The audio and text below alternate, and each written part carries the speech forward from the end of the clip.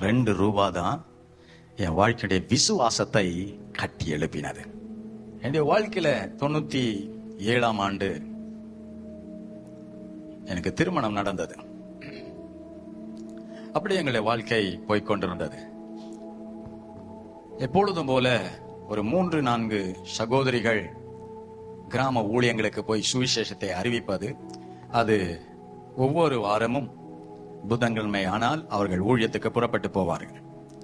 ஊழியங்கள் எல்லாம் செய்து முடித்துவிட்டு நேராய் சபைக்கு வந்து, பாஸ்டர் இந்த பேரை நாங்கள் சந்தித்தோம், இப்படி அவர்களுக்கு சுவிசேஷத்தை சொல்லினோம், இப்படி ஜெபித்தோம் என்ற பல சாட்சிகளை அவர்களை நன்றை சொல்லிவிட்டு ஜெபித்து விட்டு செல்வார்கள்.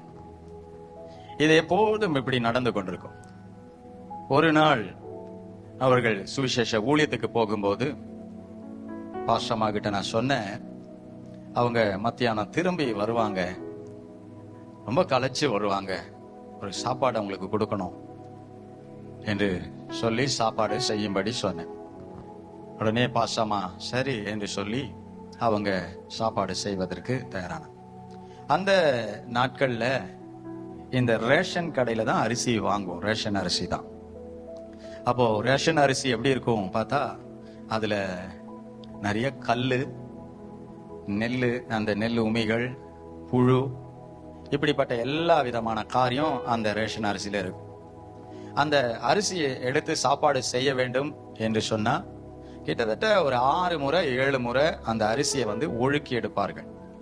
அது அந்த பாத்திரத்துல வச்சு அப்படியே கையில் ஒழுக்கும் போது கல்லு கிடைக்கும், அந்த குப்பைகள், அந்த புழுக்கள் எல்லாம் அதுல இருந்து எடுத்து எடுத்து எடுத்து சுத்தமாக்கி போட்டுக்கொண்டே இருப்பாங்க.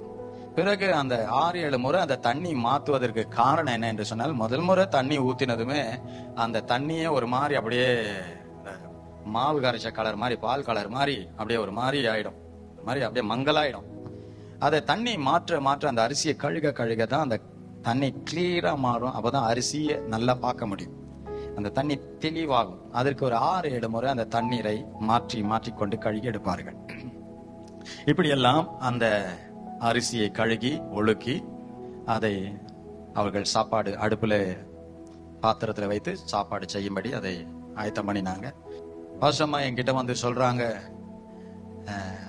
எல்லாம் இருக்கு, பருப்பு எல்லாம் இருக்கு, எண்ணெய் எல்லாமே இருக்கு, தக்காளி வாங்கினா ஒரு சாம்பார் பண்ணிடுவேன், அந்த சாம்பாரை பண்ணிட்டா சாம்பார் சாப்பாடு கொடுத்துடலாம், 2 ரூபா இருந்தா தாங்க தக்காளி வாங்கறதுக்கு என்று கேட்டாங்க.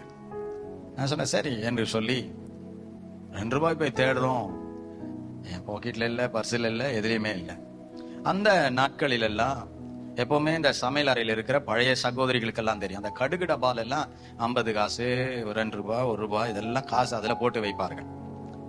இவங்க எல்லா இடத்தையும் போய் தேடுறாங்க, அந்த கடி டப்பா எல்லாத்தையும் தேடி, அவங்களுக்கும் கிச்சன்ல எங்கேயுமே 2 ரூபாய் பிடி கிடைக்கவில்லை. என்ன கேட்கிறார்கள், நானும் தேடுகிறேன், எனக்கும் கிடைக்கவில்லை.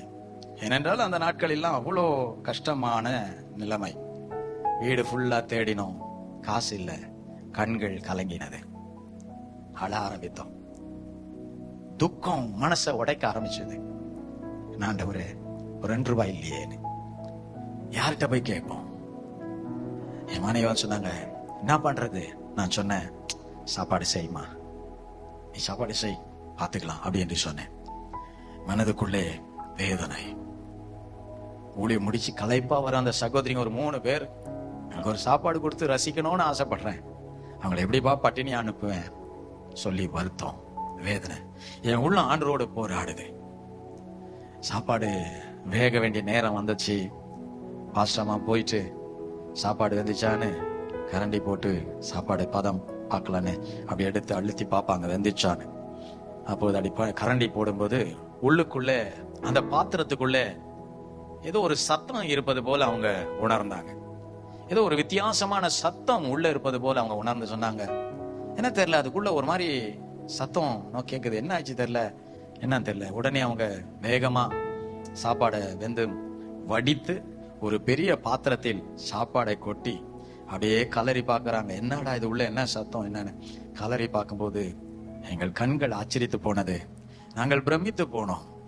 ஆண்டவர் இவ்வளவு மகிமையானவரா, அவர் இவ்வளவு நேசிக்கிறவரா, அவருக்கு எல்லாம் ஆகுமா, அவரால் செய்ய முடியாத காரியம் என்பது ஒன்றும் இல்லையே, அவர் இவ்வளவு மகிமையான தேவரா என்று சொல்லி துதிக்க முடியாத அளவு நாங்கள் ஆச்சரியத்து போனோம். காரணம் என்னென்றால், அந்த வெந்து கொண்டிருந்த சாப்பாட்டு பாத்திரத்தில் புது 2 ரூபாய் காய் அதற்குள் இருந்தது. ஆண்டவரே, இது எப்படி ஆயிற்று? இது எப்படி வந்தது? நான் என் மனைவி கேட்கிறேன், அம்மா நீ சாப்பாடு அரிசியெல்லாம் கழுகுனே, அப்போ உன் கையில மாட்டலையா? சின்ன கல்ல கூட நான் விட மாட்டேன், சின்ன புழு கூட விட மாட்டேன், எல்லாத்தையும் நான் எடுப்பேன். என் கையில அது மாட்டும் இல்லை, அந்த காசு இதுக்குள்ள இல்லவே இல்லை. நான் பண்ணும்போது என் கையில ஒழுக்கும் போது 6-7 முறை நான் சாப்பாடு அரிசியை ஒழிக்கின போது என் கையில் பிடிபடாத பணம். இது தப்பவே முடியாது, இது நிச்சயமாகவே இது கர்த்தரே செய்தார், இது கர்த்தரே செய்தார். தனித்து போய் நின்ற 2 நிமிடம் சிலுத்து போனேன், மெய் சிலுத்து போனேன், மௌனமாய் அப்படியே நின்றேன். ஒரு மெல்லிய சத்தம் என் காதுகளில் கேட்டது, மகனே, எலியாவை குறித்து நீ வாசித்ததுண்டா? பேதுருடைய சம்பவத்தை நீ வாசித்ததுண்டா? இவைகளெல்லாம் ஒரு எழுத்து மாத்திரம் அல்ல மகனே, இதெல்லாம் செய்த நான் இன்றும் மாறாதவராய் இருக்கிறேன். இதை உனக்கும் செய்வேன், உன் தலைமுறைகள் உன் ஊழியங்களில் இன்னும் தொடர்ந்து செய்வேன். அந்த 2 ரூபாய் காயினை நாங்க பார்த்த போது ஊழியத்தை செய்யும்படியான விசுவாசத்தை எனக்குள் அந்த 2 ரூபாய் பணம் என் விசுவாசத்தை தட்டி எழுப்ப செய்தது. ஹல்லேலூயா. தேவ பிள்ளைகளே, நீ எந்த நிலைமையில் இருந்தாலும் உங்களை அழைத்த தேவன் உங்களுக்கு அற்புதத்தை செய்வார். உங்கள் கஷ்ட நிலையில் உங்களை கைவிட மாட்டார். உங்களுக்கு நன்மை செய்வார். உங்கள் கடனை மாற்றுவார், உங்கள் வியாதியை மாற்றுவார், உங்களுடைய போராட்டத்தை மாற்றுவார், உங்கள் பிரச்சனையை மாற்றுவார், உங்கள் பயத்தை மாற்றுவார், உங்கள் தேவை அவர் சந்திப்பார்.